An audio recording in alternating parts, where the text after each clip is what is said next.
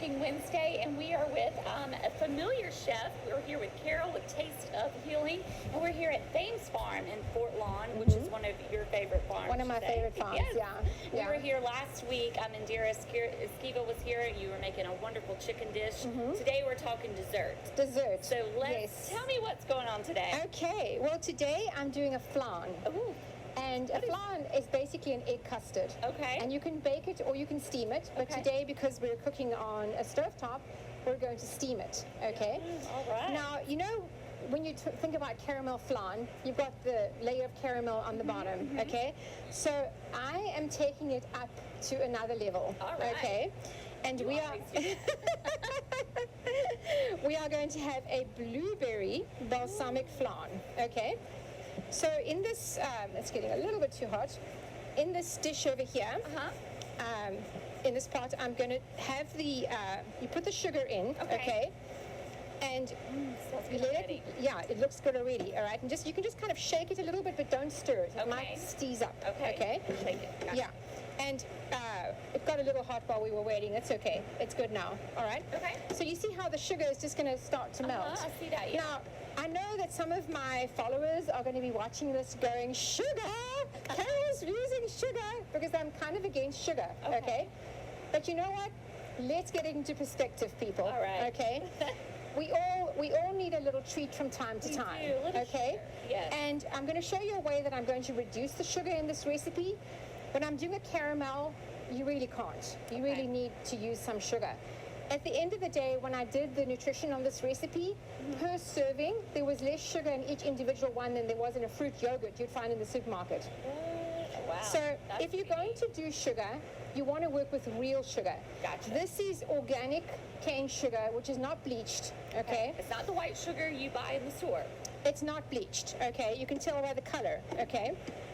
And or I use raw honey, or I might use some grade B maple syrup. Okay. But I like to use either xylitol, which is the real xylitol is quite expensive, okay? Or stevia, which is from the stevia plant. Okay. Now, that's another thing about stevia. You want to make sure that you're not getting a stevia that's got a sugar alcohol in it, like xylitol. I mean, not xylitol, erythritol. Okay. Erythritol is a nasty sugar alcohol, okay? All right, so this is starting to melt really nicely, so now I can go and stir it a little bit. Okay. And now I'm going to put in the blueberries. And I'm going to reserve a little bit of blueberries because they're going to cook down and get kind of mushy, okay? All right. Delicious. And balsamic vinegar. Now it seems like kind of a weird combination. Yes. Yes. Talk about that a little bit. So I went to culinary school in France. Okay. It was a fantastic experience. Oh, I bet. And a lot of the techniques that I learned, I have, basically been able to take that technique and apply it to so many different things, And this is a basic gastrique sauce, which is where you start with a sugar base and then you add in some kind of an acid, okay? Okay. So we're going to leave that to do its thing. The sugar will melt and it'll all melt down and get all kind of syrupy and divine. So we'll let that do its thing. And let's move on to the second part of the recipe, which is the egg custard. All right. Okay? Now check out, we're going to get to break open these beautiful eggs again. From right here at Thames Farm. Right here, and the reason that they are this insanely gorgeous color is because literally what they eat. I mean, Amy's eggs are, these are truly free-range eggs. So put this in, that's a little bit of sugar. Now my recipe is 1/4 cup. I'm going to use even less because I'm going to show you that I'm going to use some sweetener, a natural sweetener instead of all the sugar, and how you can cut down on the sugar. And this recipe's on your blog, right? Tasteofhealing.com. We got the sugar in there. All right. Here goes the lemon again. You know how I love my lemons, right?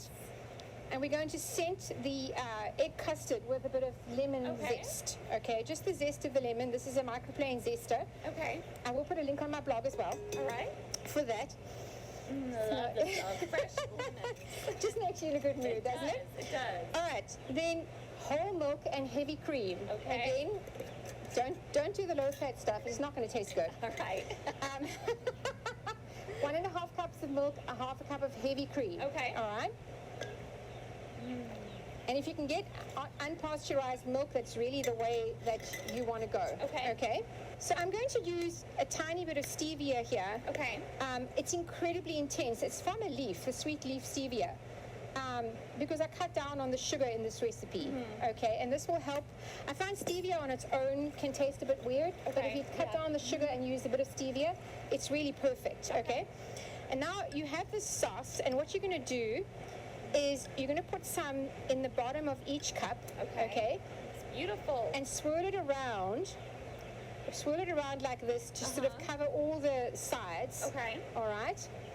And then you're going to ladle the egg mixture into the cup on top of that. Okay.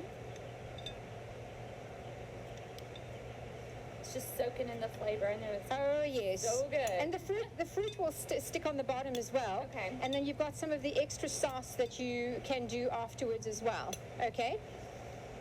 This is so simple. It's So really, simple. You see Yes. them in restaurants or things like that, and you think it's all these details, but it really is simple. It really is so simple. And this, the idea of this fruit is an original idea of mine, but you can just do a basic caramel sauce too, okay? All right, so I'll go ahead and complete these while you go and have a chat with Amy outside. Right. We're going to do And that. it's going to steam for 20 minutes. 20 And when you minutes, come all right. back, I'll have it all ready for you. Sounds good. We'll be right back after this. We're going to talk to Amy here at the farm and learn all about this farm and a big farm day coming up this weekend. Well, welcome back to CN2 Today. We're still here at Thames Farm in Fort Lawn, which is in Chester County. Chester We're here County. with the owner, Amy. So, Amy, tell me just a little bit about your farm, what you offer, and we know Carol's cooking with your fresh eggs. So, just talk a little bit about Absolutely. We are what's called a pasture-based farm. Okay. We raise Berkshire hogs, and we do pasture chickens. We have free-range eggs. Our layers, you can see them back here. They're we let them do whatever they want to do to be chickens. That way you get the best eggs anywhere. But we raise Berkshire hogs, we sell pork, chicken, we sell seasonal lamb and seasonal turkey here on the farm. And our hours, you can come by 10 to 12 and 2 to 6, Monday through Friday, and Saturdays from 10 to 1. We have a monthly farm day on the farm where I have other farms come, local artisans come. We have a coffee roaster, we have a cheesecake lady, we have goat cheese, honey, our products, beef, and then we have jewelry and all kind of things on our farm days. And that's September the 8th, this next one. That's right, and that's coming up this Saturday. That's so, right. And talk about, how this all started. You were telling me before the interview, this is part of your retirement. Talk about that. Yes. We bought the original part of the farm right after we got married, and we've expanded, and we've had cows, we've had horses, but we decided that the farm needed to start kind of earning a little bit for us, and we're thinking about the ages, we're thinking about retirement. So we started back in 2013. We got our meat license from the South Carolina Meat Department. Okay. So we're selling that now. Everything is USDA processed. We use an animal welfare approved processor. So we know from the start of the animal to the finish of the animal that we've done it as humanely as possible for the animal's benefit. So you do it all here. We take all of our processing meats to a processor. Okay. So they're USDA, so they're federally inspected. Gotcha. Okay. And they're animal welfare approved. So they get that. And in that, at every part of the process, the animal's welfare is taken in, and comfort is taken in consideration. Wow, pretty cool. And then, like, when you work on a farm, you obviously don't get Christmas Day off. You are out here every day. You doing give this. up vacations. Yes. There's no such thing as a vacation. And all the little memes that you see on social media about, oh, it's Friday, really doesn't mean anything to a farmer because Friday, Saturday, and Sunday, it's the same thing. But you love it, right? I love it. Okay. I wouldn't do anything different. Well, we are going to, right after this, we're going to go back inside of your barn here where some of your chicks are. You've seen those throughout the interview. And we're going to taste that delicious recipe used by some of your wonderful products here at the farm. So Yes, we'll Carol go is- back inside. Carol's the best. Yes.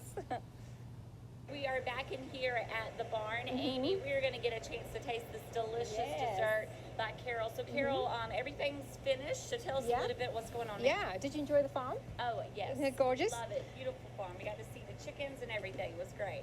So here we have the blueberry caramel sauce. Okay. And honestly, if you have a couple of little lumps of sugar, just keep stirring, it'll dissolve. That's Gotcha. kind of what happened to me because it got a bit hot, okay? Okay. So it's very important to keep the heat really low, okay? I doubled the recipe because I like lots of sauce. Okay. And if you don't use it right away, you can put it in the freezer and use it for something else. So here we have the caramels, the flans. We have the flans, which have been steaming, okay? Amazing. Yeah. And what I would do at this stage is I would just take the whole basket and lift out the basket, all right?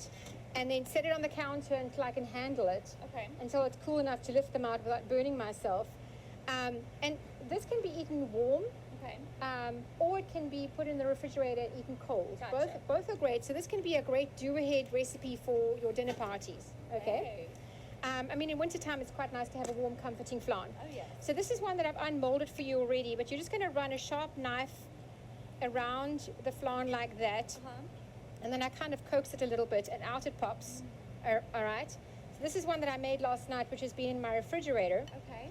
And I like lots of the fruit. So that's why I reserved some of the fruit to not have it cooked down and put some over the top, okay?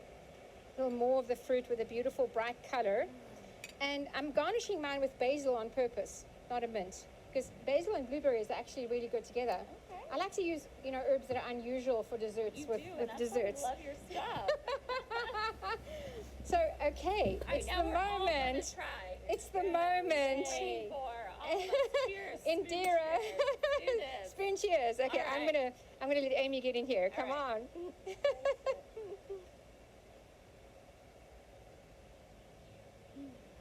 That is amazing. What do you? It's amazing. Amazing. Yes, it definitely is amazing. Well, thank you so much. This recipe, you can get it on your blog. On tasteofhealing.com. All right, well- Come and get the good eggs at Farm Day. Yes, and Farm Day again Saturday. So hope you come out and learn more about everything here. Thank you again so much. So welcome. Ladies. We Thank you for having appreciate me. it. We'll have next on CNG Today Entertainment with Jenna.